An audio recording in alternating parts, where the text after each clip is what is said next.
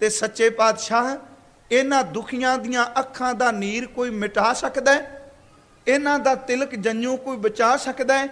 ते गुरु तेग बहादुर दा उत्तर सी, बेटा लोक अजाई पता नहीं रोज कितने को मरदे ने, पर जिदन कोई कमाई वाला अपने खून दियां बूंदां डोल देगा, केवल कमाई वाले दी कुर्बानी ही बचा सकती है। होर दुनिया दी कोई ताकत तिलक ते जंजू नूं नहीं बचा सकेगी। गुरमुखो इन्ने शब्द कह ते गुरु गोबिंद राय विस्माद विच भी गए ते नाल ये शब्द कह दिता, सच्चे पातशाह जो इतिहास दे पन्ने कहंदे ने, कृपालू दाता जी आप तो बिना आप तो वड्डा ऐस वेले होर कोई भारी महापुरख नहीं, इन्हां दुखियां दे अथरू पूंजो। हस पै सतगुरु कहन लगे, बेटा जे तेरा अंदर ये कहंदा है ते सच जानी इन्हां दे तिलक नूं मत्थे तो कोई नहीं मिटा सकेगा, इन्हां दे जंजू नूं कोई उतार नहीं सकेगा। जेड़े मंदिर ढठदे पए ने इन्हां विच टल परत के फिर वजणगे। इत्थे एक पंजाबी दे शायर ने बड़े कमाल दे शब्द कहे ने, जदों ये रोंदे पए ने ते गुरमुखो देखो अपनियां दी खातर, अपने धर्म लई, अपनी कौम लई, अपने समाज लई, अपनी बिरादरी लई, अपने परिवार लई अनेकां लोक मरदे देखे ने, पर जेड़ा तिलक लावे भी ना, जनेऊ पावे भी ना, आरती उतारे भी ना, मंदिर विच ओ जाके पूजा भी ना करे, ते जेड़ा ये शब्द कह ना हम हिंदू ना मुसलमान, जेड़ा ये शब्द कह पंडित मुल्ला जो लिख दिया, छाड़ चले हम कशु ना लिया, हमरा चगरा रहा ना को, पंडित मुल्ला छाड़े दो। उस गुरु ने जदों इन्हां दे नेत्र देखे ते इत्थे एक अदीब ने शब्द कहे ने, भावें इतिहास दे पन्ने विच ये शब्द एक सज्जन ने लिखे, पर मैं तां कोट कर लगा क्योंकि हर एक कवि दी, शायर दी, इतिहासकार दी अपनी उडारी भी है। कहन लगे, बेटा कि मैं शहादत दा जाम जरूर पीआंगा, इन्हां दा तिलक जंजू जरूर बचावांगा, पर तेनू पता है साडे जान तो बाद पुत्र तेरे सिर तो पिता दा साया उठ जाएगा। रोंदियां वाल इशारा करके, क्या बापू मैनू पता है मेरे सिर ते पिता दा साया नहीं रहना, पर मेरे सिर तो साया उठ जाएगा ते लखां इन्हां दे बच्चे बच जाणगे जिन्हां दे सिर उत्ते पिता दा साया कायम रह जाएगा।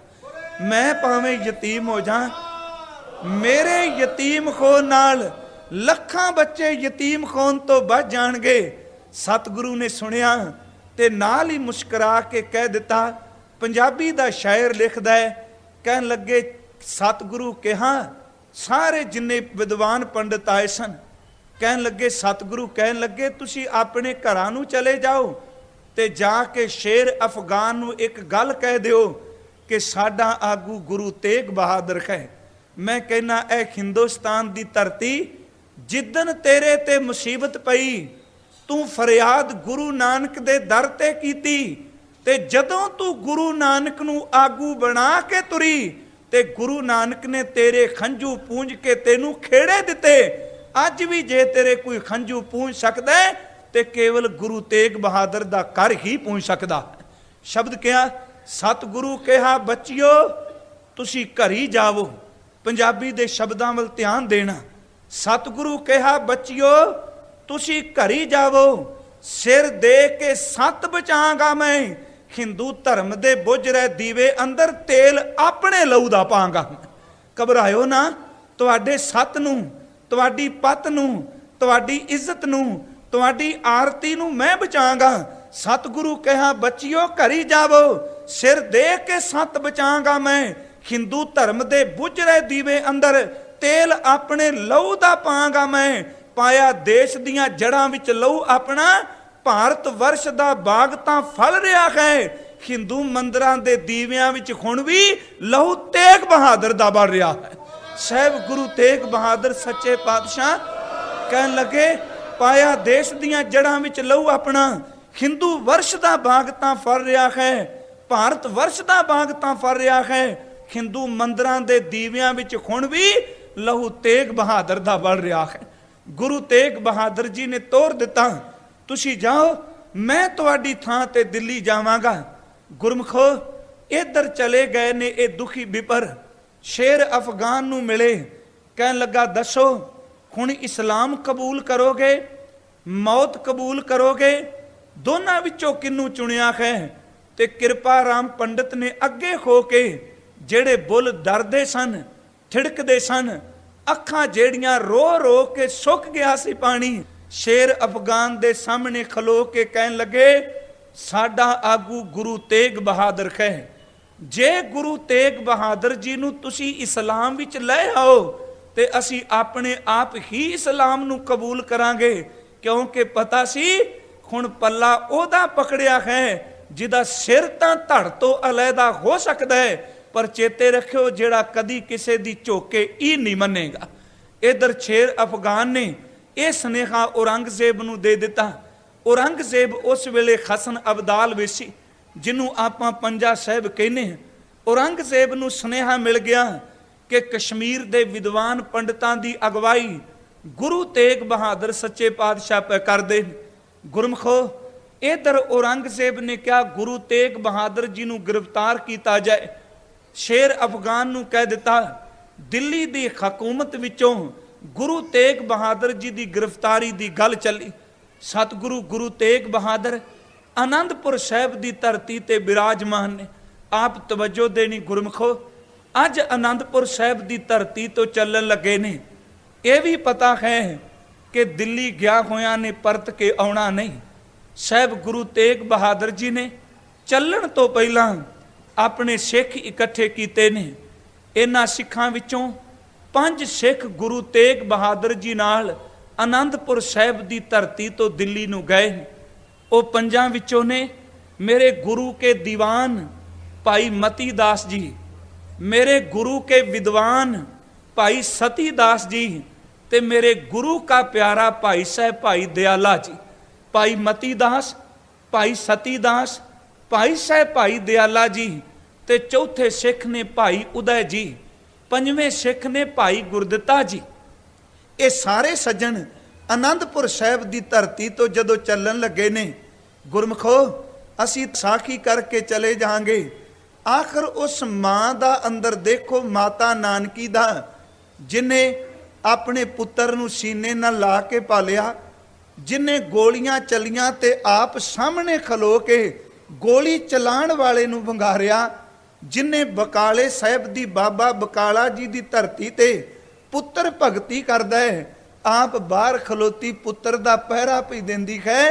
उस बुढ़ड़ी मां दा अंदर किस तरह होवेगा कि जदों अज पुत्र दिल्ली चले है। यह भी पता है कि औरंगजेब मतस्वी ने तां सके बाप नूं नहीं बख्शिया, उन्हें मेरे पुत्र उत्ते जुल्म जरूर टाणा है। साहिब गुरु तेग बहादुर चलन तो पहला माता नानकी जी नूं मिले ने। माता दे चरनिਆਂ विच नमस्कार कीती। मां ने मर्यादा निभांदिया होया अपने पुत्र दे शीश दे उत्ते अपने दोनों खत रखे ने। मस्तक चुम के क्या मेरे लाल जी, गुरु नानक साहिब दियां बरकतां तुहाडे कोल ने, तुहाडा राखा आप परमात्मा है। साहिब गुरु तेग बहादुर जी कोल माता गुजरी जी आए ने। सतगुरु ने देख के शब्द किया, देखो सी भावें गुरु तेग बहादुर जी दी भगती दी गल करने आ। गुरमुखो मात गुजरी दी कमाई, मां गुजरी दी भगती कोई थोड़ी नहीं। पति अंदर भगती करदा है, किते भी नहीं मिलिया कि मात गुजरी ने किते एक गिला करके क्या होवे कि तुसी सारा दिन अंदर बैठे रहिंदे हो, किते नहीं। जे पति भोरे विच बैठा ते तां भी 7 बचन। जे पति पुत्र ने जन्म लेना है ते आप पटना साहिब कह गए ने तुसी रुको, ते आप ढाके नूं चले गए तां भी पति दे हुक्म नूं मन्निया 7 बचन। जे पति ने आके कहा कि तुसी पटना साहिब रुको, असी पंजाब जाके तुहानूं बुलावांगे, कोई गिला शिकवा नहीं, तां भी 7 बचन। ते अज गुरु तेग बहादुर आनंदपुर साहिब दी धरती तो चलन लगे ने ते मात गुजरी जी कोल आए ने ते कोल खलोतियां नूं कहा संसार दा प्रवाह है, तिनके इकट्ठे हुंदे ने ते एक दिन विछड़ जांदे ने। जो आया है ਉਹਨੇ ਸੰਸਾਰ ਤੋਂ ਜਾਣਾ ਜ਼ਰੂਰ ਹੈ, ਪਰ ਚੇਤੇ ਰੱਖਿਓ ਜਾਣ ਜਾਣ ਵਿੱਚ ਅੰਤਰ ਹੈ। ਜੇ ਸਾਈਂ ਦੇ ਚਰਨਾਂ ਵਿੱਚ ਜੁੜੇ ਰਹਾਂਗੇ ਤੇ ਉਸ ਅਕਾਲ ਪੁਰਖ ਦੀ ਗੋਦ ਨਸੀਬ ਹੋਏਗੀ। ਤੇ ਤੁਰ ਲੱਗਿਆ ਇਹ ਸ਼ਬਦ ਕੈਸਨ, ਮੇਰੇ ਪੁੱਤਰ ਦੀ ਪਾਲਣਾ ਨਾਲ ਕਰਨਾ, ਨਿਆਲ ਇਹਦਾ ਧਿਆਨ ਰੱਖਣਾ। ਅਸੀਂ ਚੱਲੇ ਖਾਂ ਤੇ ਮਾਤ ਗੁਜਰੀ ਜੀ ਨੇ ਆਪਣੇ ਸਿਰ ਦੇ ਸੁਹਾਗ ਨੂੰ, ਮੈਂ ਕਈ ਵਾਰੀ ਬੇਨਤੀ ਕਰਨਾ ਹੁੰਨਾ ਗੁਰਮਖੋ, ਦਰਦੀ ਸਾਹਿਬ ਕਹਿੰਦੇ ਸਨ ਗਾਇਤਰੀ ਪੜਨ ਲੱਗੀਏ ਮੇਰੀਏ ਭੈਣੇ, ਸਿਰ ਵਿੱਚ ਸੰਧੂਰ ਪਾਣ ਲੱਗੀਏ ਮੇਰੀਏ ਭੈਣੇ, ਮੰਦਰ ਵੀ ਜਾਣ ਲੱਗੀਏ ਮੇਰੀਏ ਭੈਣੇ, ਮਾਤ ਗੁਜਰੀ ਦੇ ਚਰਨਾਂ ਵਿੱਚ ਮੱਥਾ ਟੇਕੀ, ਕਿਉਂਕਿ ਤੇਰੇ ਸਿਰ ਦਾ ਸੰਧੂਰ ਉਹਨੇ ਆਪਣੇ ਸਿਰ ਦਾ ਸੁਹਾਗ ਦੇ ਕੇ ਕਾਇਮ ਕੀਤਾ ਸੀ। ਗੁਰਮੁਖ ਮਾਤਾ ਗੁਜਰੀ ਕੋਲੋਂ ਗੁਰੂ ਤੇਗ ਬਹਾਦਰ ਦੀ ਚਲ ਤੁਰੇ ਨੇ, ਆਪਣੀ ਸੁਰਤ ਨੂੰ ਲੈ ਚਲੋ ਆਨੰਦਪੁਰ ਸਾਹਿਬ ਦੀ ਧਰਤੀ ਤੇ। ਦੇਖੋ ਆਓ ਮੇਰੇ ਗੁਰੂ ਤੇਗ ਬਹਾਦਰ ਪਹਿਲਾਂ ਮਾਤ ਨਾਨਕੀ ਨੂੰ ਮਿਲੇ, ਆਪਣੇ ਮਹਿਲ ਮਾਤਾ ਗੁਜਰੀ ਕੋਲ ਗਏ, ਪੁੱਤਰ ਗੋਬਿੰਦ ਰਾਏ ਕੋਲ ਆਏ ਨੇ ਤੇ ਤੁਰਦਿਆਂ ਇਹ ਸ਼ਬਦ ਕਹੇ ਸਨ ਕਿ ਮੇਰੇ ਲਾਲ ਜੀ, ਜਿਹਦੇ ਘਰ ਵਿੱਚ ਤੇਰੇ ਵਰਗਾ ਆਗਿਆਕਾਰੀ ਪੁੱਤਰ, ਤੇਰੇ ਵਰਗਾ ਅੰਦਰ ਦੀ ਦ੍ਰਿੜਤਾ ਵਾਲਾ ਪੁੱਤਰ ਹੋਵੇ, ਉਹਨੂੰ ਪਿਛੇ ਫਿਕਰ ਕੋਈ ਚਿੰਤਾ ਝੋਰਾ ਕਾਹਦਾ ਹੈ। ਹਜ਼ੂਰ ਜਦੋਂ ਤੁਰੇ ਨੇ, ਆਨੰਦਪੁਰ ਦੀ ਸੰਗਤ ਵਿਦਿਆ ਕਰਨ ਆਈ। ਹਜ਼ੂਰ ਆਨੰਦਪੁਰ ਸਾਹਿਬ ਤੋਂ ਥੋੜਾ ਜਿਹਾ ਬਾਹਰ ਨਿਕਲੇ ਤੇ ਨਾਲ ਕੀ ਇੱਕ ਲਕੀਰ ਖਿੱਚ ਕੇ ਕਹਿ ਦਿੱਤਾ ਕਿ ਸਾਡੇ ਪਿੱਛੇ ਹੋਰ ਕੋਈ ਨਾ ਆਇਆ ਜੇ। 3 ਗੁਰੂ ਕੇ ਸ਼ਹੀਦ ਹੋਣ ਵਾਲੇ ਸਿੱਖ ਗੁਰਮਖੋ, ਭਾਈ ਉਦਾ, ਭਾਈ ਗੁਰਦਿੱਤਾ, ਕਈ ਸੱਜਣਾ ਨੇ ਭਾਈ ਜੈਤੇ ਦਾ ਵੀ ਜ਼ਿਕਰ ਕੀਤਾ ਹੈ। ਹਜ਼ੂਰ ਆਨੰਦਪੁਰ ਸਾਹਿਬ ਤੋਂ ਚੱਲੇ ਨੇ, ਇੱਥੇ ਲਾਲਾ ਦੌਲਤ ਰਾਏ ਉਹਨਾਂ ਨੇ ਬੜੀ ਸੋਹਣੀ ਇੱਕ ਗੱਲ ਕਹੀ। ਉਹ ਕਹਿੰਦੇ ਨੇ ਅੱਜ ਤੱਕ ਇਹ ਤਾਂ ਸੁਣਿਆ ਸੀ ਕਿ ਉਲਟੀ ਗੰਗਾ ਵਖਾ ਦੇਣੀ, ਪਰ ਇਹ ਨਹੀਂ ਸੀ ਸੁਣਿਆ ਕਿ ਉਲਟੀ ਗੰਗਾ ਬਹਾਉਣ ਦੇ ਅਰਥ ਕੀ ਨੇ। ਉਹ ਲਿਖਦੇ ਨੇ आज तक ये तो सुना है कि कातिल मकतूल के पास जाए। कातिल दा आखरी अर्थ है जिन्हें कतल करना है, ते मकतूल दा अर्थ हुंदा जिदा कतल होना है। कहते ने अज तीकरा जिन्हें कतल करना है वो खुद आप चल के जाता है मकतूल दे घर, जिदा कतल करना है ओदे घर कातिल चल के गया है। पर कहता दुनिया विच पहली मिसाल है कि गुरु तेग बहादुर सिर ते खफन पन के आप कातिल दे घर जाके ओदी कतलगाह दे विच ओनू आवाज मारन चले। आज तक ये तो सुना है कि कातिल मकतूल के पास जाए, ये नहीं कि मकतूल कातिल के पास जाए। ऐसा करके गुरु तेग बहादुर जी ने उल्टी गंगा बहा दी, उल्टी गंगा बखा दी। आनंदपुर साहब की धरती तो चले, कीरतपुर साहब आके वड्डियां दे अस्थान ते दर्शन मेले कीते। कीरतपुर साहब तो चलदियां रोपड़ पार कीता। इत्थे सिख विद्वान कुछ मलकपुर तो गिरफ्तारी लिखते हैं, पर जिहड़ी रवायत है आगरे की धरती की आपां उस नूं आधार बनाया है। खजूर सैफाबाद रुके ने, सैफ खान ने रज के सेवा की। इत्थे सैफाबाद जिन्हों हुण असीं पटियाला शब्द भी वरतने पे, हजूर इसे धरती ते भाग ला के गए। सैफाबाद तो अगे चलते हुए आगरे की धरती ते पहुंचे। पता है कि हुण गिरफ्तारी देनी है, ते हसन अली इत्थे बजुर्ग मुसलमान सी, उन्हों पता है गुरु तेग बहादुर जी की गिरफ्तारी का इनाम है। चित विच आया मना कि मैं भुखा गरीब हाँ, घर विच तन ढक्कन नूं बस्तर नहीं, घर विच दौलत नहीं, ते जे गुरु तेग बहादुर जी ने गिरफ्तार ही होना है, ते जे किते मेरे राही हो जान ते मेरे गरीब दे घर नूं भाग लग जाए। गुरु तेग बहादुर जी ने सिख तबारीख दे कुछ पन्ने बोलते ने कि आगरे की धरती ते हसन अली रही अपनी गिरफ्तारी दी है। दिल्ली की धरती ते गुरु तेग बहादुर जी नूं गिरफ्तार करके लियांदा गया है। वो हवेली जिहड़ी अत दी डरावनी है, वो हवेली जिहदे विच लोग कहंदे ने भूत प्रेतां दा वासा है, जिहदे विच वो बद रूहां ने जिहड़ा एक वारी हवेली विच आ जाए उहनूं खत्म कर दिंदियां ने। गल तां सिर्फ डरावनी हवेली दी सी। गुरु तेग बहादुर सच्ची सरकार हवेली विच आए, इत्थे प्रोग्राम बनाया गया है। भाई उदा ਤੇ ਭਾਈ ਗੁਰਦਿੱਤਾ ਇਹ ਪਹਿਲੀ ਵੱਖ ਹੋ ਗਏ ਨੇ। ਭਾਈ ਗੁਰਦਿੱਤਾ ਜੀ ਇਹ ਬਾਬਾ ਗੁਰਦਿੱਤਾ ਨਹੀਂ, ਇਹ ਭਾਈ ਗੁਰਦਿੱਤਾ ਉਹ ਨੇ ਬਾਬਾ ਬੁੱਢਾ ਜੀ ਦੀ ਅੰਸ਼ ਬੰਸ ਵਿੱਚੋਂ। ਇਹਨੇ ਕਿਹਾ ਸੀ ਗੁਰੂ ਤੇਗ ਬਹਾਦਰ ਸੱਚੇ ਪਾਤਸ਼ਾਹ ਇੰਨਾ ਵੱਡਾ ਭਾਣਾ ਵਰਤਾਣਾ ਜੇ ਤੁਹਾਡੇ ਤੋਂ ਬਿਨਾਂ ਰਹਿ ਨਹੀਂ ਸਕਣਾ, ਕਿਰਪਾ ਕਰੋ ਮੈਂ ਤੁਹਾਡੇ ਨਾਲ ਹੀ ਸੰਸਾਰ ਤੋਂ ਕੂਚ ਕਰ ਜਾਵਾਂ। 3 ਸਿੱਖ ਅੱਜ ਹਵੇਲੀ ਵਿੱਚ ਨੇ, ਭਾਈ ਮਤੀ ਦਾਸ, ਭਾਈ ਸਤੀ ਦਾਸ ਤੇ ਭਾਈ ਸਾਹਿਬ ਭਾਈ ਦਿਆਲਾ ਜੀ। ਗੁਰੂ ਤੇਗ ਬਹਾਦਰ ਜੀ ਨੂੰ ਨਾ ਕੋਈ ਪ੍ਰਸ਼ਾਦ ਪਾਣੀ, ਭੁੱਖੇ ਪਿਆਸੇ ਰੱਖਿਆ ਗਿਆ ਹੈ।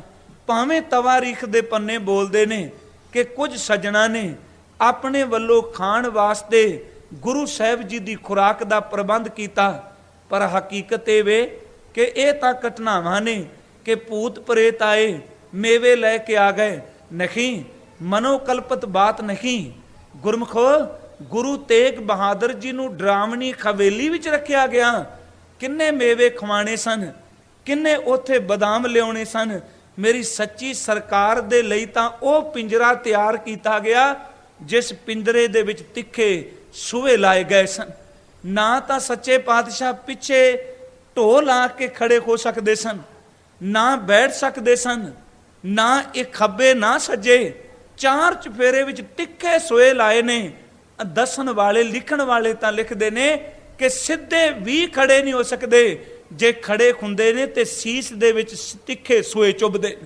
ਪਿੱਛੇ ਪਿੱਠ ਪਿੱਛੇ ਵੀ ਸੂਹੇ, ਖੱਬੇ ਵੀ ਸੂਹੇ, ਸੱਜੇ ਵੀ ਸੂਹੇ ਤਿੱਖੇ ਲਾ ਦਿੱਤੇ, ਸੀਸ ਦੇ ਉੱਤੇ ਵੀ ਤਿੱਖੇ ਸੂਹੇ ਉਹਨਾਂ ਲਾਏ। ਤੇ ਗੁਰੂ ਤੇਗ ਬਹਾਦਰ ਜੀ ਉੜ ਕੇ ਉਸ ਪਿੰਜਰੇ ਵਿੱਚ ਖਲੋਤੇ ਹੋਏ ਨੇ। 3 ਸਿੱਖ ਦੇਖਦੇ ਪਏ ਨੇ। ਆਇਆ ਅੱਜ ਕਾਜ਼ੀ, ਉਹਨੇ ਦਿਨ ਚੜੇ ਆ ਕੇ ਸ਼ਬਦ ਕਹੇ ਨੇ। ਇਹ ਘਟਨਾਵਾਂ ਨਵੰਬਰ 1675 ਦੀਆਂ ਨੇ। ਕਹਿਣ ਲੱਗਾ ਦੇਖੋ ਤੁਹਾਡੇ ਸਾਹਮਣੇ ਮੈਂ 3 ਆਪਣੇ ਵੱਲੋਂ ਸੁਝਾਅ ਰੱਖਣ ਲੱਗਾ ਵਾਂ, ਤੁਸੀਂ ਤਿੰਨਾਂ ਵਿੱਚੋਂ ਜਿੰਨੂੰ ਵੀ ਸਵੀਕਾਰ ਕਰ ਲਓ, ਇਹ ਤੁਹਾਡੀ ਆਪਣੀ ਮਰਜ਼ੀ ਹੈ। ਪੁੱਛਿਆ ਉਹ 3 ਕਿਹੜੇ? ਪਹਿਲੀ ਗੱਲ ਕਹੀ ਕਿ ਕਰਾਮਾਤ ਦਿਖਾਓ। ਜੇ ਕਰਾਮਾਤ ਨਹੀਂ ਦਿਖਾਣੀ ਤੇ ਇਸਲਾਮ ਨੂੰ ਕਬੂਲ ਕਰੋ, ਜੇ ਇਸਲਾਮ ਕਬੂਲ ਨਹੀਂ ਕਰਨਾ ਤੇ ਤੀਜੀ ਗੱਲ ਕਹੀ ਕਿ ਮੌਤ ਵਾਸਤੇ ਤਿਆਰ ਹੋ ਜਾਓ। ਫਿਰ ਤਵੱਜੋ ਦੇਣੀ ਕਿ ਕਰਾਮਾਤ, ਜੇ ਕਰਾਮਾਤ ਨਹੀਂ ਇਸਲਾਮ, ਜੇ ਇਸਲਾਮ ਨਹੀਂ ਕਬੂਲ ਕਰਨਾ ਤੇ ਫਿਰ ਮੌਤ ਦੇ ਘਾਟ ਉਤਾਰੇ ਜਾਓਗੇ। ਗੁਰੂ ਤੇਗ ਬਹਾਦਰ ਕਿਰਪਾਲੂ ਜੀ ਦਾ ਉੱਤਰ ਸੀ ਕਿ ਕਰਾਮਾਤ ਕਹਿਰ ਦਾ ਨਾਮ ਹੈ। ਤੈਨੂੰ ਧਰਮ ਆਪਣਾ ਪਿਆਰਾ, ਸਾਨੂੰ ਆਪਣਾ ਪਿਆਰਾ ਹੈ। ਕਰਾਮਾਤ ਦਿਖਾਵਾਂਗੇ ਨਹੀਂ, ਇਸਲਾਮ ਕਬੂਲ ਨਹੀਂ ਕਰਨਾ। ਆ ਜਿਹੜੀ ਤੀਜੀ ਗੱਲ ਤੂੰ ਮੌਤ ਦੇ ਡਰਾਵੇ ਦੇਣਾ ਹੈ, ਸੱਚ ਜਾਣੀ ਅਸੀਂ ਆਨੰਦਪੁਰ ਦੀ ਧਰਤੀ ਤੋਂ ਮੌਤ ਦਾ ਖੱਫਣ ਬਨ ਕੇ ਹੀ ਚੱਲੇ। ਮੌਤ ਪ੍ਰਵਾਨ ਹੈ, ਚੇਤੇ ਰੱਖੀ ਇਸਲਾਮ ਤੇ ਕਰਾਮਾਤ ਨਹੀਂ। ਗੁਰੂ ਤੇਗ ਬਹਾਦਰ ਜੀ ਨੂੰ ਫਿਰ ਹਵੇਲੀ ਵਿੱਚ ਵਾਪਸ ਭੇਜ ਦਿੱਤਾ ਗਿਆ ਹੈ। ਗੁਰਮਖੋ ਦਿਨ ਆ ਗਿਆ 10 ਨਵੰਬਰ 1675 ਦਾ। ਅੱਜ ਭਾਈ ਮਤੀ ਦਾਸ ਗੁਰੂ ਕੇ ਦੀਵਾਨ ਨੇ ਜਦੋਂ ਗੁਰੂ ਤੇਗ ਬਹਾਦਰ ਜੀ ਨੂੰ ਪਿੰਜਰੇ ਵਿੱਚ ਦੇਖਿਆ ਹੈ, ਨਾ ਖੜੇ ਹੋ ਸਕਦੇ ਨੇ, ਨਾ ਬੈਠ ਸਕਦੇ ਨੇ, ਨਾ ਪਿੱਛੇ ਢੋ ਲੱਗ ਸਕਦੇ ਨੇ। ਤਿੱਖੇ ਜਿਹੜੇ ਪਿੰਜਰੇ ਵਿੱਚ ਸੂਏ ਲੱਗੇ ਨੇ ਉਹ ਸੱਚੀ ਸਰਕਾਰ ਦੇ ਤਨ ਨੂੰ ਚੁੱਭਦੇ ਨੇ। ਤੇ ਸਿੱਖ ਤੋਂ ਗੁਰੂ ਜੀ ਨੂੰ ਪਿੰਜਰੇ ਵਿੱਚ ਦੇਖਿਆ ਨਾ ਗਿਆ ਤੇ ਸਾਹਮਣੇ ਖਲੋ ਕੇ ਕਿਹਾ, ਗੁਰੂ ਤੇਗ ਬਹਾਦਰ ਸੱਚੇ ਪਾਤਸ਼ਾਹ ਇੱਕ ਹੁਕਮ ਕਰੋ, ਜੇ ਤੂੰ ਮਿਹਰ ਕਰੇ ਦਿੱਲੀ ਤੇ ਲਾਹੌਰ ਦੀ ਇੱਟ ਨਾਲ ਇੱਟ ਖੜਕਾ ਦਿਆਂ, ਤੁਸੀਂ ਮੈਨੂੰ ਇੱਕ ਵਾਰੀ ਇਸ਼ਾਰਾ ਤਾਂ ਕਰੋ। ਗੁਰੂ ਤੇਗ ਬਹਾਦਰ ਜੀ ਨੇ ਸੁਣਿਆ ਤੇ ਭਾਈ ਮਤੀ ਦਾਸ ਹੈਨ ਕੌਣ, ਮੈਂ ਥੋੜੀ ਜੀ ਉਹਨਾਂ ਦੇ ਪਿਛੋਕੜ ਸੰਬੰਧੀ ਅਰਜ਼ ਕਰ ਦੇਵਾਂ। ਗੁਰਮਖੋ ਗੁਰੂ ਅਰਜੁਨ ਦੇਵ ਜੀ ਦਾ ਇੱਕ ਸ਼ਹੀਦ ਸਿੱਖ ਹੋਇਆ, ਉਹਦਾ ਨਾਮ ਸੀ ਭਾਈ ਪਿਰਾਗਾ।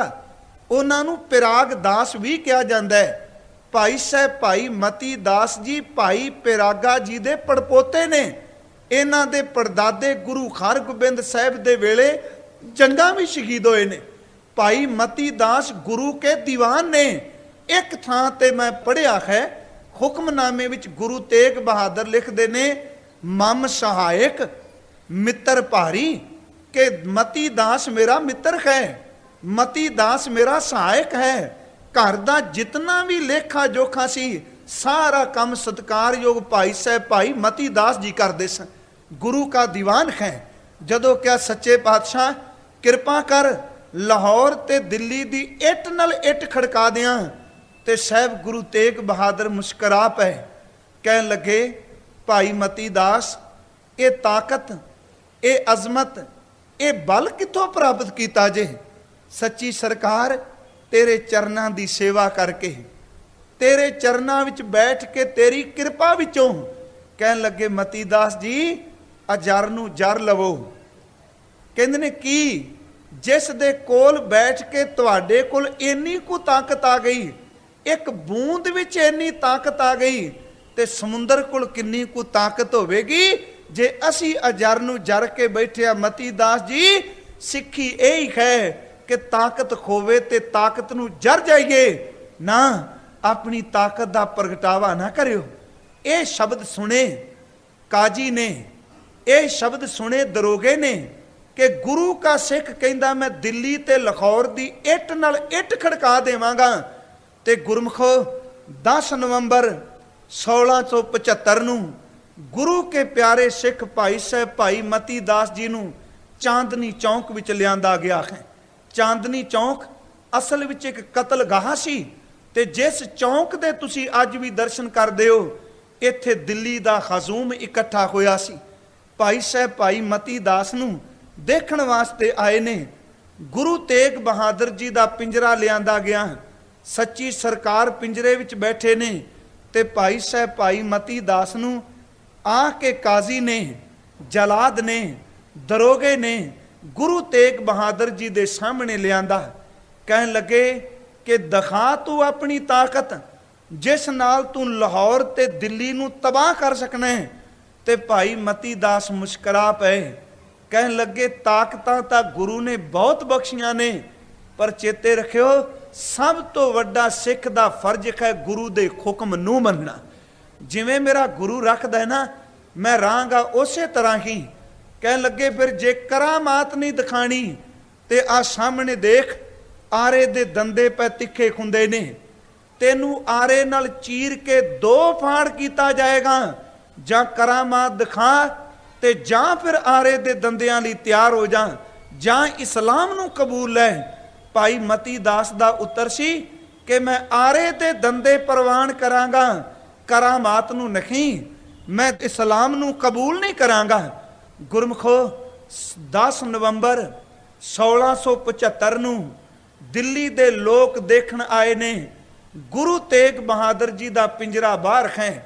मती दास जी नूं जदों कहा कि देख हुण तेरे सामने सिर्फ 2 चोणां ने, एक चुन लै। पुछया की?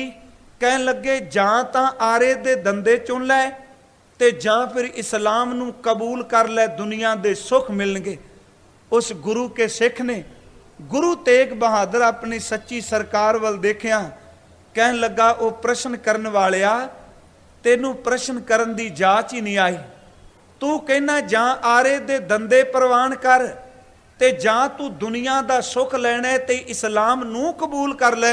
कहन लगे मैं दुनिया दा सुख माणिया, गुरु का दीवान रहा, पैसे दी कमी नहीं, पदार्थां दी कमी नहीं, पर आ जेड़े तू आरे दे दंदे कहना मैं अजे तक इन्हां दंदियां दा स्वाद नहीं चखिया। तू 2 दंदे मेरे सिर ते चला तां सही, मैं इहदा स्वाद देख लवां ते जे मैनू एड़े विच पीड़ महसूस होई, दर्द महसूस होई ते मैं तेरी गल दूजी परवान करांगा। 2 विचों एक दी चोण तां कीती जा सकदी है दे दोनां दा स्वाद चख के देखिया होवे। मेरे सिर ते आरा चलाता सही।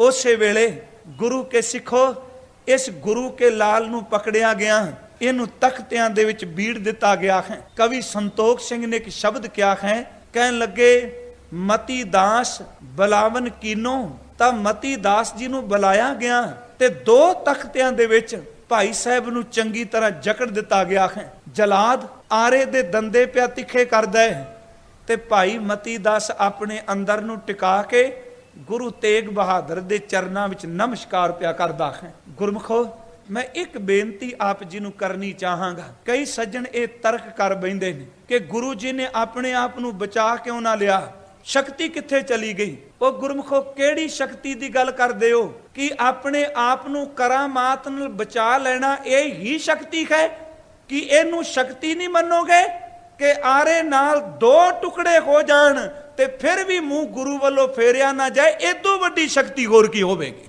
ਕਿੰਨਾ ਕੁ ਅੰਦਰ ਦਾ ਸਿਗਤ ਹੈ। ਮੈਂ ਦੋ ਸ਼ਲੋਕ ਆਪ ਨਾਲ ਗੁਰੂ ਗ੍ਰੰਥ ਸਾਹਿਬ ਵਿੱਚੋਂ ਸਾਂਝੇ ਕਰਨੇ ਚਾਹਨਾ ਹਾਂ। ਮਾਂਝ ਕੀ ਵਾਰ ਤੁਸੀਂ ਪੜ੍ਹਦੇ ਹੋ, ਬਾਬੇ ਨਾਨਕ ਨੇ ਦੋ ਬਚਨ ਕਹੇ ਨੇ, ਕਹਿੰਦੇ ਨੇ ਖੇ ਪਰਮਾਤਮਾ ਜੇ ਤੂੰ ਮੈਨੂੰ ਇੰਨਾ ਸੁੱਖ ਦੇਵੇਂ ਕਿ ਮੇਰੇ ਘਰ ਦੇ ਅੰਦਰ ਦੁੱਧ ਦੀਆਂ ਨਦੀਆਂ ਵਹਿ ਤੁਰਨ, ਮੈਨੂੰ ਦੁੱਧ ਦੀਆਂ ਨਦੀਆਂ ਨਸੀਬ ਹੋ ਜਾਣ, ਜੇ ਤੂੰ ਇੰਨਾ ਸੁੱਖ ਦੇਵੇਂ ਕਿ ਮੇਰੇ ਵਾਸਤੇ ਸਾਰੀ ਧਰਤੀ ਦੀ ਮਿੱਟੀ ਸ਼ੱਕਰ ਬਣ ਜਾਏ, ਜਿਹੜੇ ਪਹਾੜ ਨੇ ਸੋਨੇ ਚਾਂਦੀ ਹੀਰੇ ਮੋਤੀ ਬਣ ਜਾਣ, ਪਰ ਇੱਕ ਕਿਰਪਾ ਕਰੀ ਮੈਂ ਇੰਨਾ ਸੁੱਖ ਪ੍ਰਾਪਤ ਕਰ ਲਵਾਂ, ਪਰ ਮੇਰ ਕਰੀ ਤੇਰੀ ਯਾਦ ਤੇਰੇ ਨਾਮ ਦਾ ਚਾਹ ਨਾ ਮੇਰੇ ਹਿਰਦੇ ਵਿੱਚੋਂ ਭੁੱਲ ਜਾਏ। ਸਿੱਖੋ ਸਿੱਖ ਦੀ ਅਵਸਥਾ ਕੀ ਹੈ। ਪਹਿਲਾ ਸ਼ਲੋਕ ਆਉਂਦਾ ਹੈ ਨਦੀਆਂ ਹੋਵੇ ਧੇਣਵਾਂ, ਧੇਣ ਦਾ ਅਖਰੀ ਅਰਥ ਗਊ, ਧੇਣਵਾਂ ਦਾ ਅਰਥ ਦੁੱਧ ਦੀਆਂ ਨਦੀਆਂ। ਨਦੀਆਂ ਹੋਵੇ ਧੇਣਵਾਂ, ਸੁਮ ਹੋਵੇ ਦੁੱਧ ਘੀਓ, ਸਗਲੀ ਧਰਤੀ ਸ਼ੱਕਰ ਹੋਵੇ ਖੁਸ਼ੀ ਕਰੇ ਨਿਤ ਜੀਓ। ਪਰਬਤ ਸੋਨਾ ਰੂਪਾ ਹੋਵੇ ਉਪਰ ਲਾਲ ਚੜਾਓ, ਜੇ ਇੰਨੇ ਸੁਖ ਦੇ ਸਾਧਨ ਦੇ ਦੇ ਪੀ ਤੂੰ ਹੈ ਸਲਾਹਣਾ ਆਖਣ ਲਹਿ ਨਾ ਚਾਓ। ਹੁਣ ਇਸ ਪਾਸੇ ਇੰਨੇ ਸੁਖ ਨੇ, ਇਹਦੇ ਵਿਪਰੀਤ ਦੁੱਖ ਕਿੰਨੇ ਨੇ। ਕਹਿੰਦੇ ਨੇ ਖੇ ਪਰਮਾਤਮਾ ਕੱਲਾ ਦੁੱਧ ਲੈ ਕੇ ਸ਼ੱਕਰ ਲੈ ਕੇ ਹੀਰੇ ਮੋਤੀ ਲੈ ਕੇ ਖੁਸ਼ੀ ਵਿੱਚ ਨਹੀਂ ਕੇਵਲ ਕਹਿੰਦਾ ਤੈਨੂੰ ਅਰਾਧਾਂ, ਜੇ ਇਹੋ ਜਿਹਾ ਸਮਾਂ ਆ ਜਾਏ ਮੇਰੇ ਘਰ ਵਿੱਚ ਖਾਣ ਵਾਸਤੇ ਰੋਟੀ ਵੀ ਨਾ ਰਹੇ, ਮੇਰੇ ਘਰ ਦੇ ਅੰਦਰ ਰਹਿਣ ਵਾਸਤੇ ਬਸਤਰ, ਪਾਣਨ ਵਾਸਤੇ ਬਸਤਰ, ਰਹਿਣ ਵਾਸਤੇ ਮਕਾਨ ਨਾ ਰਹੇ, ਇੱਥੋਂ ਤੱਕ ਮੇਰੇ ਤਨ ਨੂੰ ਰੋਗ ਲੱਗ ਜਾਏ ਤੇ ਹਕੀਮ ਕਹਿ ਦੇਣ ਤੇਰੇ ਲੋਕ ਦਾ ਇਲਾਜ ਕੋਈ ਨਹੀਂ।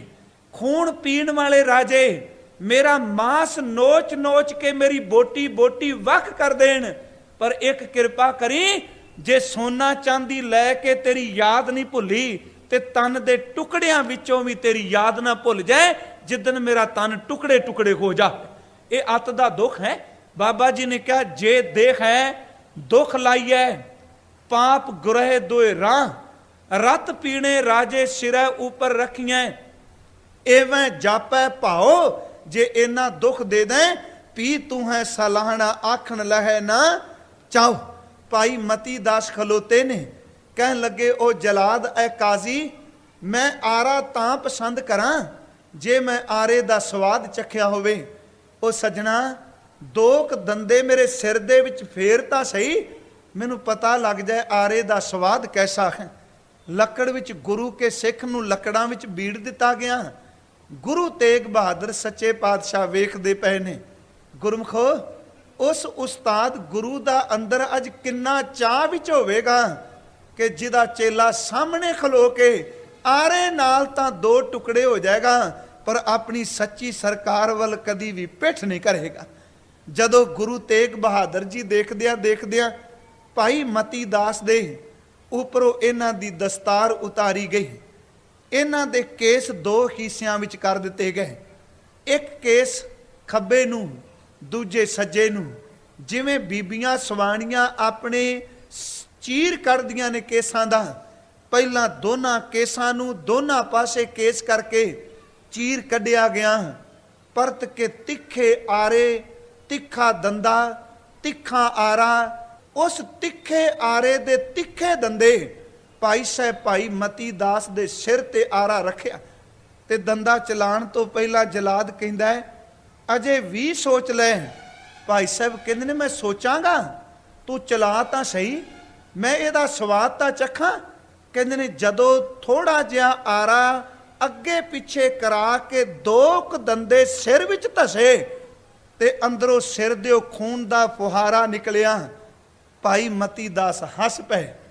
ਖੂਨ ਦੇ ਤੁਪਕੇ ਭਾਈ ਸਾਹਿਬ ਦੇ ਕੇਸਾਂ ਤੇ ਦਾੜੇ ਤੇ ਆ ਡਿੱਗੇ ਤੇ ਜਲਾਦ ਪੁੱਛਦਾ ਦੱਸ ਕਿ ਹੁਣ ਤੈਨੂੰ ਆਰਾ ਕਿ ਇਸਲਾਮ, ਜੇ ਗੁਰੂ ਵੱਲ ਜੁੜੇਗਾ ਤੇ ਆਰਾ ਹੈ, ਜੇ ਸਾਡੀ ਮੰਨੇਗਾ ਤੇ ਦੁਨੀਆ ਦੇ ਸੁੱਖ ਨੇ, ਜੇ ਆਰੇ ਵੱਲ ਚੱਲੇਗਾ ਤੇ 2 ਫਾੜ ਖਾਏ, ਜੇ ਸਾਡੇ ਵੱਲ ਆਏਗਾ ਤੇ ਸ਼ਰੀਰ ਬਚੇਗਾ। ਤੇ ਇੱਥੇ ਇੱਕ ਕਵੀ ਨੇ ਸ਼ਬਦ ਕਹੇ ਨੇ, ਉਹ ਕਹਿੰਦਾ 2 ਉਂਗਲਾਂ ਜਦ ਸੀਸ ਵਿੱਚ ਆਰੇ ਪਾਇਆ ਚੀਰ। 2 ਉਂਗਲਾਂ ਉਹਨੇ ਸ਼ਬਦ ਵਰਤਿਆ, 2 ਉਂਗਲਾਂ ਆਰਾ ਵਿੱਚ ਧੱਸਿਆ। ਫਿਰ ਪੁੱਛਿਆ ਤੇਰੀ ਅੰਤਮ ਇੱਛਾ ਅਜੇ ਵੀ ਖੋਪੜੀ ਸੀ ਜਾ ਸਕਦੀ ਹੈ। 2 ਉਂਗਲਾਂ ਜਦ ਸੀਸ ਵਿੱਚ ਆਰੇ ਪਾਇਆ ਚੀਰ।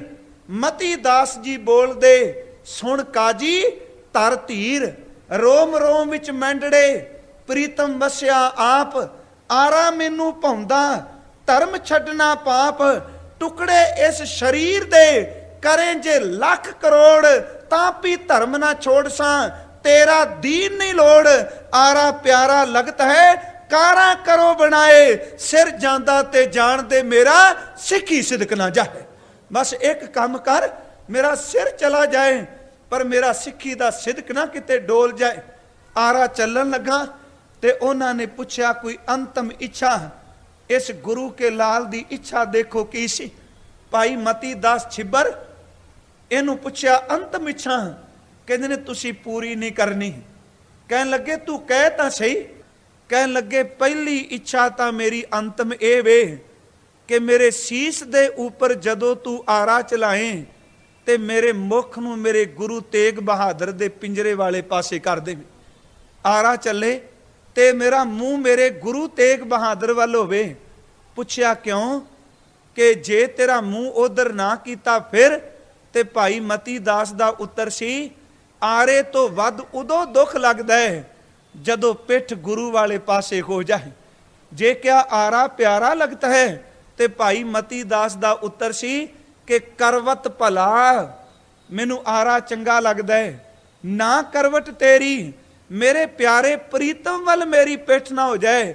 ਮੇਰੀ ਇੱਛਾ ਪੂਰੀ ਕਰਨੀ ਜੇ ਤੇ ਮੁਖ ਮੇਰਾ ਗੁਰੂ ਤੇਗ ਬਹਾਦਰ ਦੇ ਪਿੰਜਰੇ ਵੱਲ ਕਰ ਦਿਓ। ਕਰਵਟ ਭਲਾ ਨਾ ਕਰਵਟ ਤੇਰੀ ਲਾ ਗਲੇ ਸੁਣ ਬੇਨਤੀ ਮੇਰੀ। ਖਾਂ ਵਾਰੀ ਮੁਖ ਫੇਰ ਪਿਆਰੇ ਕਰਵਟ ਦੇ ਮੋਕੋ ਕਾਹੇ ਕੋ ਮਾਰੇ। ਤੇ ਅਗਲੀਆਂ ਤੁਕਾਂ ਦੇ ਮਾਨੋ ਅਰਥ ਕਰ ਰਹੇ ਸਨ ਜੋ ਤਨ ਚੀਰੈ। ਜੇ ਮੇਰੇ ਤਨ ਨੂੰ ਆਰੇ ਨਾਲ ਚੀਰ ਦਿਓ ਤੇ ਮੈਂ ਸੀ ਨਹੀਂ ਕਹਾਂਗਾ। ਜੋ ਤਨ ਚੀਰੈ ਅੰਗ ਨਾ ਮੋਰੂ ਪਿੰਡ ਪਰੈ ਤੋਂ ਪ੍ਰੀਤ ਨਾ ਤੋਰੂ। ਟੁਕੜੇ ਖੋ ਜਾਣਗੇ ਪਰ ਪਹਿਲੀ ਇੱਛਾ ਮੇਰੀ ਇਹ ਵੇ ਕਿ ਮੇਰਾ ਮੁਖ ਮੇਰੇ ਗੁਰੂ ਤੇਗ ਬਹਾਦਰ ਜੀ ਦੇ ਚਰਨਾਂ ਵੱਲ ਕਰਿਆ ਜੇ। ਕਹਿਣ ਲੱਗੇ ਦੂਸਰੀ ਇੱਛਾ। ਕਹਿਣ ਲੱਗੇ ਤੂੰ ਕਾਲੀ ਨਾ ਕਰੀ। ਆਰੇ ਨੂੰ ਚਲਾਉਣ ਵਾਲਿਆ ਇੰਨਾ ਠਰਮੇ ਨਾਲ ਆਰਾ ਚਲਾਈ ਤੂੰ ਆਰੇ ਦੇ ਦੰਦੇ ਮੇਰੇ ਸੀਸ ਸਰੀਰ ਦੇ ਵਿੱਚ ਧਸਾਏਗਾ ਤੇ ਮੈਂ ਆਪਣੀ ਜ਼ਬਾਨ ਤੋਂ ਜਪਜੀ ਸ਼ੁਰੂ ਕਰਨਾ ਹੈ। ਤਵੱਜੋ ਦਿਓ, ਤੇਰਾ ਆਰਾ ਮੇਰੇ ਸਰੀਰ ਵਿੱਚ ਉਤਰੇਗਾ ਤੇ ਮੈਂ ਜਪਜੀ ਦੀ ਪੌੜੀ ਪੜਦਿਆਂ ਪੜਦਿਆਂ ਸੱਚਖੰਡ ਵਾਲੇ ਪਾਸੇ ਜਾਵਾਂਗਾ। ਇਹਨਾਂ ਸ਼ਬਦਾਂ ਵੱਲ ਧਿਆਨ ਦਿਆ ਜੇ। ਆਰਾ ਸਰੀਰ ਵਿੱਚ ਉਤਰੇਗਾ ਤੇ ਜਪਜੀ ਪੜ ਕੇ ਮੈਂ ਸੱਚਖੰਡ ਨੂੰ ਜਾਣਾ।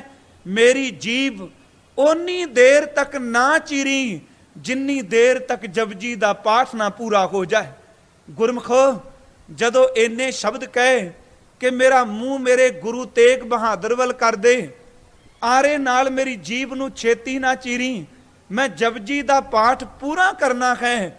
ਤੇ ਕਹਿੰਦੇ ਨੇ ਪਿੰਜਰੇ ਵਿੱਚੋਂ ਆਵਾਜ਼ ਆਈ ਐ ਗੁਰੂ ਕੇ ਲਾਲ, ਐ ਧੰਨ ਸਿੱਖੀ ਭਾਈ ਮਤੀ ਦਾਸ, ਇਸ ਆਰੇ ਦੇ ਦੰਦੇ ਭਾਵੇਂ ਤੇਰੀ ਜੀਭ ਦੇ 2 ਟੁਕੜੇ ਕਰ ਦੇਣ ਪਰ ਚੇਤੇ ਰੱਖੀ ਤੇਰੇ ਟੁਕੜਿਆਂ ਵਿੱਚੋਂ ਵੀ ਜਪਜੀ ਦੀ ਆਵਾਜ਼ ਆਏਗੀ।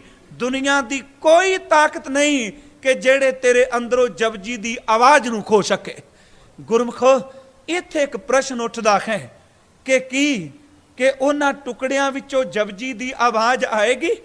ਬਾਬਾ ਜੀ ਨੇ ਬਾਣੀ ਵਿੱਚ ਇੱਕ ਪ੍ਰਮਾਣ ਦਿੱਤਾ ਹੈ, ਮੈਂ ਉਹ ਆਪ ਨਾਲ ਸਾਂਝਾ ਜ਼ਰੂਰ ਕਰਨਾ ਚਾਹਨਾ। ਗੁਰੂ ਤੇਗ ਬਹਾਦਰ ਜੀ ਦਾ ਇੱਕ ਪਹਿਲਾ ਸ਼ਲੋਕ ਹੈ ਕਿ ਗੁਣ ਗੋਬਿੰਦ ਗਾਇਓ ਨਹੀਂ ਜਨਮ ਆਕਾਰਤ ਕੀਨ, ਕਹੋ ਨਾਨਕ ਹਰ ਭਜ ਮਨਾ ਜੇ ਬਿਦ ਜਲ ਕੋ ਮੀਨ। ਧਿਆਨ ਦਿਆ ਜੇ ਕੇਵਲ ਮਨੋਕਲਪਿਤ ਕਹਾਣੀ ਸਾਖੀ ਨਹੀਂ। ਕਹਿਣ ਲੱਗੇ ਮੇਰੀ ਜੀਭ ਨੂੰ ਚੀਰ ਨਾਵੀਂ ਚੀਰੀ ਨਾ ਛੇਤੀ, ਜਪ ਪੂਰਾ ਹੋਣ ਦਈ। ਤੇ ਗੁਰੂ ਤੇਗ ਬਹਾਦਰ ਕਹਿੰਦੇ ਨੇ ਗੁਰੂ ਕੇ ਲਾਲ ਜਪ ਤਾਂ ਟੁਕੜਿਆਂ ਵਿੱਚੋਂ ਵੀ ਪੂਰਾ ਹੋ ਜਾਏਗਾ। ਕਿ ਟੁਕੜਿਆਂ ਵਿੱਚੋਂ ਜਪਜੀ ਪੂਰਾ ਹੁੰਦਾ ਹੈ? ਗੁਰੂ ਤੇਗ ਬਹਾਦਰ ਕਹਿੰਦੇ ਨੇ ਇਸ ਤਰ੍ਹਾਂ ਜਪ ਕਰ ਕਿ ਜਿਵੇਂ ਮੱਛੀ ਪਾਣੀ ਨੂੰ ਜਪ ਹੀ ਕਰਦੀ, ਉਹਨੂੰ ਚੇਤੇ ਵੀ ਕਰਦੀ ਹੈ। ਮੱਛੀ ਪਾਣੀ ਵਿੱਚ ਹੈ, ਪਾਣੀ ਤੋਂ ਬਾਹਰ ਕੱਢੀ ਜਾਏ ਤੇ ਮੱਛੀ ਤੜਪਣਾ ਸ਼ੁਰੂ ਕਰ ਦੇਗੀ। ਗੁਰਮਖੋ, ਮੱਛੀ ਨੂੰ ਪਕੜ ਲਵੇ ਕੋਈ ਤੇ ਉਹਨੂੰ ਪਕੜ ਕੇ ਉਹਦੇ ਟੁਕੜੇ ਵੀ ਕਰ ਦੇਵੇ, ਟੁਕੜੇ ਕਰਕੇ ਉਹਨੂੰ ਅੱਗ ਦੇ ਉੱਤੇ ਭੁੰਨ ਕੇ ਮੱਛੀ ਦੇ ਅੰਦਰ ਦਾ ਵੀ ਪਾਣੀ ਸੁਕਾ ਦੇ, ਤੇ ਕੇਵਲ ਪਾਣੀ ਨਾ ਸੁਕਾਏ, ਕੇਵਲ ਅੱਗ ਤੇ ਭੁੰਨੇ ਨਾ, ਉਸ ਮੱਛੀ ਦਾ ਮਾਸ ਆਪਣੇ ਦੰਦਾਂ ਨਾਲ ਚਬਾ ਕੇ ਬਿਲਕੁਲ ਬਰੀਕ ਕਰਕੇ ਗਲੇ ਤੋਂ ਥੱਲੇ ਲੈ ਜਾਏ। ਆਦਮੀ ਸੌਂਦਾ ਤਾਂ ਰੋਜ਼ ਵੀ ਅੱਗੇ ਰਾਤ ਨੂੰ ਸੀ, ਪਰ ਉੱਠ ਕੇ ਕਦੀ ਪਾਣੀ ਨਹੀਂ ਪੀਤਾ। ਜਿਸ ਦਿਨ ਮੱਛੀ ਖਾਧੀ ਤੇ ਰਾਤ ਨੂੰ ਉੱਠ ਕੇ ਵਾਰ-ਵਾਰ ਪਾਣੀ ਪੀਂਦਾ ਹੈ। ਅਸਲ ਵਿੱਚ ਇਨਸਾਨ ਨਹੀਂ, ਮੱਛੀ ਦੇ ਮਰ ਚੁੱਕੇ ਟੁਕੜੇ, ਮੱਛੀ ਦਾ ਕੀਮਾ ਹੋਇਆ ਮਾਸ ਮਰਨ ਤੋਂ ਬਾਅਦ ਵੀ ਆਪਣੇ ਮਹਿਬੂਬ ਨੂੰ ਆਵਾਜ਼ ਪਿਆ ਮਾਰਦਾ। ਦੇਖੋ, ਜੇ ਇੱਕ ਮੱਛੀ ਦੇ ਟੁਕੜੇ, ਗੁਰੂ ਗ੍ਰੰਥ ਸਾਹਿਬ ਦੇ ਬਚਨ ਨੇ, ਕਹਿਣ ਲੱਗੇ ਕਹੋ ਨਾਨਕ ਹਰ ਭਜ ਮਨਾ, ਜੇ ਬਿਦ ਜਲ ਕੋ ਮੀਨ, ਤੇ ਗੁਰੂ ਸਾਹਿਬ ਕਹਿੰਦੇ ਨੇ ਰੇ ਮਨ ਐਸੀ ਖਰਸੋਂ ਪ੍ਰੀਤ ਕਰ, ਜੈਸੀ ਮਛਲੀ ਨੀਰ। ਗੁਰੂ ਸਾਹਿਬ ਕਹਿੰਦੇ ਨੇ ਮੀਨ ਪਕੜ ਫਾਂਕਿਓ ਅਰ ਕਾਟਿਓ, ਰਾਂਦ ਕੀਓ ਬਹੁਬਾਨੀ, ਖੰਡ ਖੰਡ ਕਰ ਭੋਜਨ ਕੀਨੋ, ਤਉ ਨਾ ਬਿਸਰਿਓ ਪਾਣੀ। ਖੰਡ ਖੰਡ ਦਰ ਤੇ ਟੁਕੜੇ ਟੁਕੜੇ ਕਰ ਦਿੱਤਾ, ਪਰ ਉਹਨੇ ਪਾਣੀ ਨੂੰ ਫਿਰ ਭੁਲਾਇਆ ਨਹੀਂ। ਇੱਕ ਮੱਛੀ ਪਾਣੀ ਵਿੱਚ ਰਹਿਣ ਵਾਲਾ ਜੀਵ ਹੈ।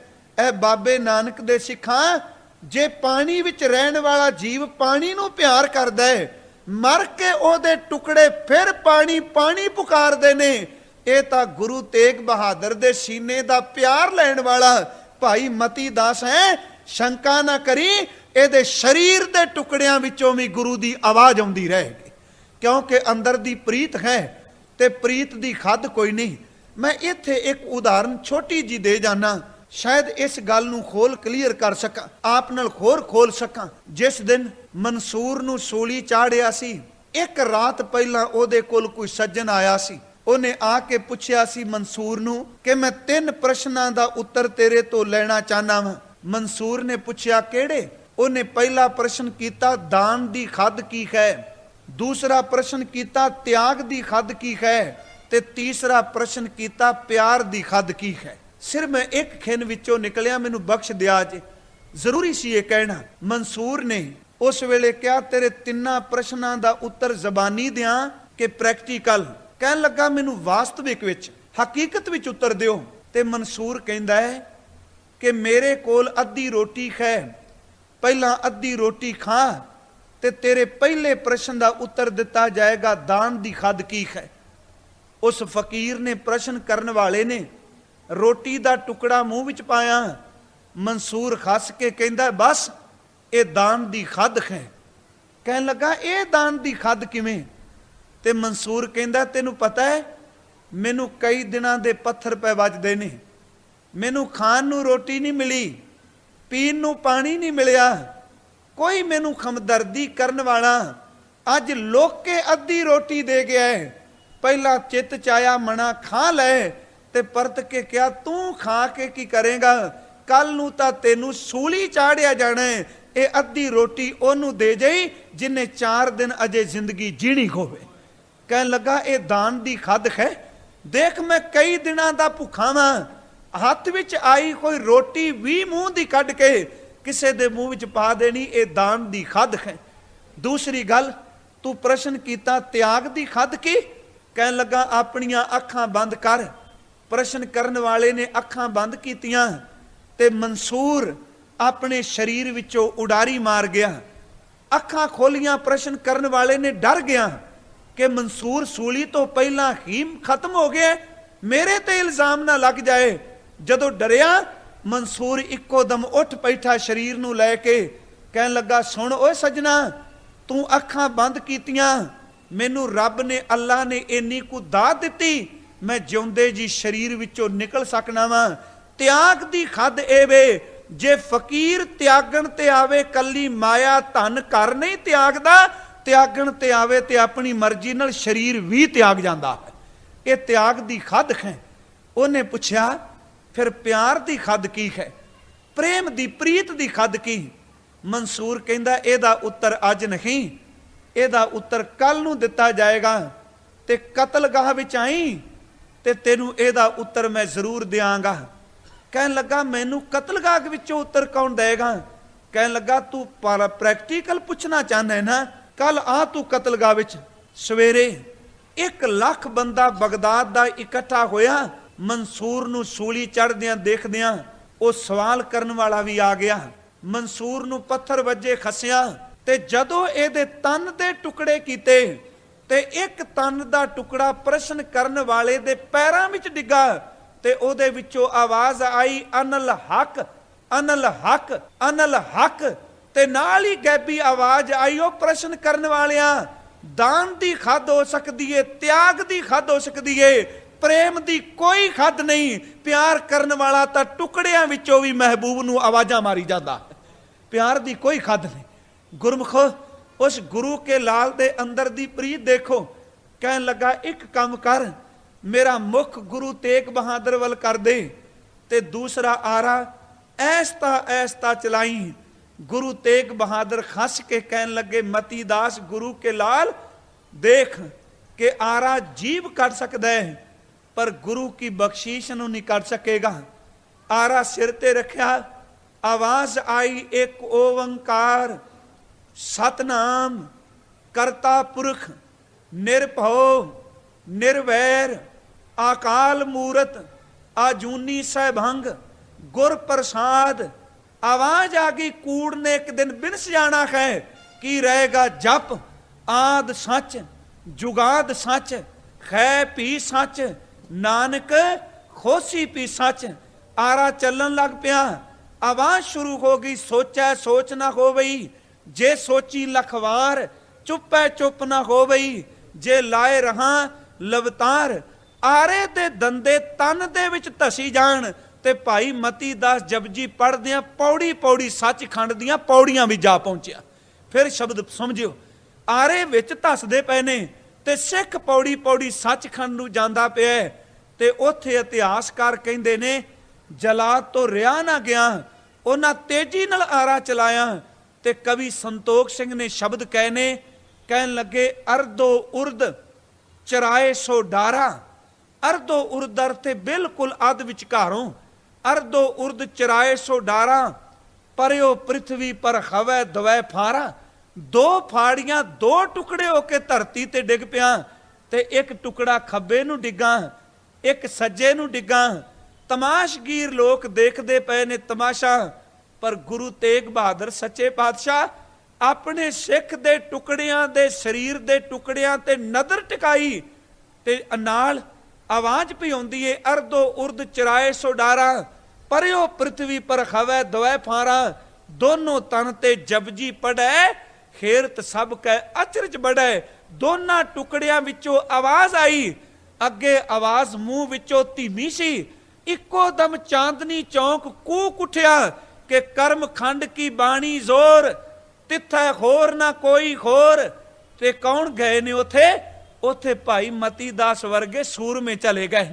ਕਰਮ ਖੰਡ ਕੀ ਬਾਣੀ ਜ਼ੋਰ ਤਿੱਥੈ ਖੋਰ ਨਾ ਕੋਈ ਖੋਰ, ਤਿੱਥੈ ਜੋਧ ਮਹਾਬਲਸੂਰ ਤਿਨ ਮੈਂ ਰਾਮ ਰਿਹਾ ਭਰਪੂਰ।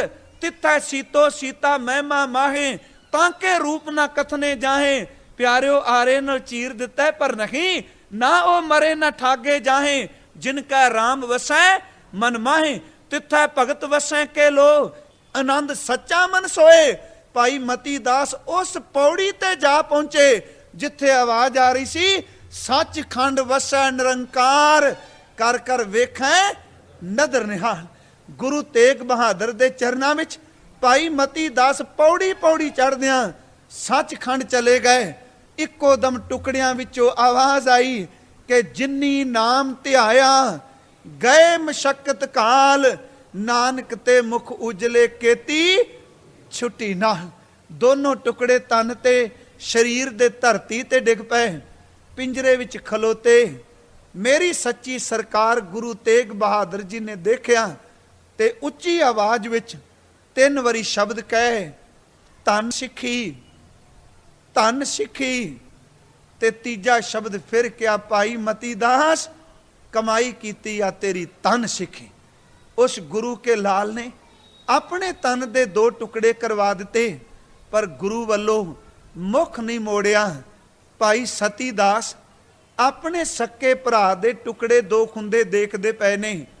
ਭਾਈ ਦਿਆਲਾ ਜੀ ਕੋਲ ਖਲੋਤੇ ਨੇ ਤੇ ਟੁਕੜੇ ਅੱਖਾਂ ਨਾਲ ਧੱਕੇ ਨੇ, ਤੇ ਦੋਨਾਂ ਸਿੱਖਾਂ ਨੂੰ ਕਿਵੇਂ ਫਿਰ ਤਸੀਹੇ ਦੇ ਕੇ ਸ਼ਹੀਦ ਕੀਤਾ ਜਾਂਦਾ ਹੈ। ਉਬਾਲੇ ਦੇਗ ਵਿੱਚ ਖਾਣੇ, ਰੂਹ ਨਾਲ ਲਪੇਟ ਕੇ ਜਿਉਂਦਿਆਂ ਨੂੰ ਅੱਗ ਲਾ ਦੇਣੀ, ਤੇ ਗੁਰੂ ਤੇਗ ਬਹਾਦਰ ਜੀ ਨੂੰ ਕਿਵੇਂ ਪਿੰਜਰੇ ਵਿੱਚੋਂ ਬਾਹਰ ਕੱਢ ਕੇ ਸ਼ਹੀਦ ਕੀਤਾ। ਤੇ ਗੁਰਮਖੋ, ਅਸੀਂ ਤਿੰਨਾਂ ਸ਼ਹੀਦਾਂ ਦੀ ਗੱਲ ਤਾਂ ਕਰਾਂਗੇ, ਆਖਰ ਉਸ ਸਿੱਖ ਦੇ ਅੰਦਰ ਨੂੰ ਕੌਣ ਜਾਣਦਾ ਹੋਵੇਗਾ ਜਿਹੜਾ ਭੀੜ ਵਿੱਚ ਖਲੋਤਾ ਵੇਂਦਾ ਪਿਆ ਹੈ ਕਿ ਹੁਣ ਮੇਰੇ ਗੁਰੂ ਤੇਗ ਬਹਾਦਰ ਦਾ ਸੀਸ ਅਲੱਗ ਹੋਇਆ, ਹੁਣ ਮੈਂ ਝੋਲੀ ਵਿੱਚ ਪਾ ਕੇ ਨਿਕਲ ਜਾਣਾ ਹੈ। ਕਹਿਣਾ ਬਹੁਤ ਸੌਖਾ ਹੈ। ਜਿਹੜਾ 5 ਦਿਨ ਤਕਰੀਬਨ 11 ਨਵੰਬਰ ਦਾ ਸਿਰ ਚੁੱਕਿਆ, ਸੀਸ ਚੁੱਕਿਆ, ਤੇ 15 ਨਵੰਬਰ ਤੱਕ ਸੀਸ ਚੁੱਕ ਹੀ ਤੁਰਿਆ ਰਿਹਾ ਹੈ। ਗੁਰਮੁਖੋ, ਜਿਹਨੇ 5 ਦਿਨ ਸੀਨੇ ਨਾਲ ਸੀਸ ਲਾਇਆ, ਆਖਰ ਜਦੋਂ ਗੁਰੂ ਤੇਗ ਬਹਾਦਰ ਜੀ ਨੂੰ ਸ਼ਹੀਦ ਹੁੰਦਿਆਂ ਦੇਖਿਆ ਹੋਵੇਗਾ, ਆਪਣੇ ਅੰਦਰ ਨੂੰ ਕਿਵੇਂ ਰੋਕ ਕੇ ਰੱਖਿਆ ਹੋਵੇਗਾ, ਕਿਵੇਂ ਅੱਖਾਂ ਦਾ ਪਾਣੀ ਰੋਕਿਆ ਹੋਵੇਗਾ, ਕਿਵੇਂ ਅਜਰ ਨੂੰ ਜਰ ਕੇ ਬੈਠਾ ਹੋਵੇਗਾ। ਉਹ ਕੋਈ ਹੋਰ ਨਹੀਂ, ਉਹ ਗੁਰੂ ਕਾ ਬੇਟਾ ਭਾਈ ਜੈਤਾ ਹੈ। ਕਿਵੇਂ ਕੱਲ ਨੂੰ ਹੋ ਜਾਂਦਾ ਹੈ। ਆਓ ਗੁਰਸਿੱਖੋ, ਆਪਣੇ ਸਿਰ ਤੇ ਤਾਂ ਆਰੇ ਵੀ ਨਹੀਂ ਕਿਸੇ ਨੇ ਰੱਖੇ, ਆਪਾਂ ਨੂੰ ਤਾਂ ਪਿੰਜਰੇ ਵਿੱਚ ਵੀ ਨਹੀਂ ਡੱਕਿਆ। ਰੱਬ ਨੇ ਏਸੀ ਘਰ ਦਿੱਤੇ ਨੇ, ਸੋਹਣੀਆਂ ਗੱਡੀਆਂ ਦਿੱਤੀਆਂ ਨੇ, ਸੋਹਣੇ ਕਾਰੋਬਾਰ ਦਿੱਤੇ ਨੇ। ਉਹ ਗੁਰਸਿੱਖੋ, ਜੇ ਆਰਾ ਸਿਰ ਤੇ ਰੱਖਿਆ ਹੋਵੇ ਤਾਂ ਸਿੱਖ ਦੇ ਟੁਕੜਿਆਂ ਵਿੱਚੋਂ ਜਪਜੀ ਨਿਕਲਦਾ ਹੈ। ਸਾਨੂੰ ਤਾਂ ਸਾਰੇ ਸੁੱਖ ਦਿੱਤੇ, ਅਸੀਂ ਬਾਬੇ ਦਾ ਜਪਜੀ ਕਿਉਂ ਭੁੱਲ ਗਏ? ਅਸੀਂ ਗੁਰੂ ਤੇਗ ਬਹਾਦਰ ਤੋਂ ਮੂੰਹ ਕਿਉਂ ਫੇਰ ਲਿਆ?